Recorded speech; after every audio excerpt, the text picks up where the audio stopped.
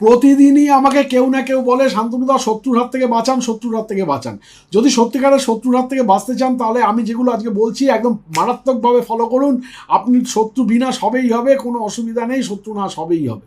সেটা হচ্ছে 108খানা করে আটার গুলি বানিয়ে পুকুরে ফেলে আসুন।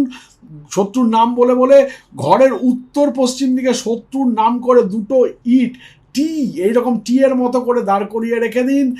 আর একটা বাটিতে 5টা লবঙ্গ নিয়ে সেটাকে কর্পূর দিয়ে জ্বালিয়ে দিন।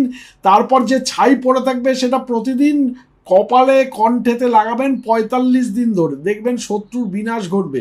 এছাড়া এটাও করতে পারেন, প্রথমে 108টা মাসকলাই, আপনারা জানেন মাসকলাই ডাল, ভালো করে গুনে নিয়ে একটা পাত্রে নিয়ে এরপর পাত্র থেকে একটা করে দানা তুলে ওং নম ভৈরবায় নম এই মন্ত্রটি বলে দানাটি আগুনের মধ্যে 108টি দানা একবার করে বলবেন আর ফেলতে থাকুন। দক্ষিণ দিকে মুখ করে দাঁড়াবেন, দাঁড়িয়ে ফেলতে থাকুন, দেখবেন শত্রু নাশ হবেই হবে, কেউ আটকাতে পারবে না, কই নেই রোগ सकता।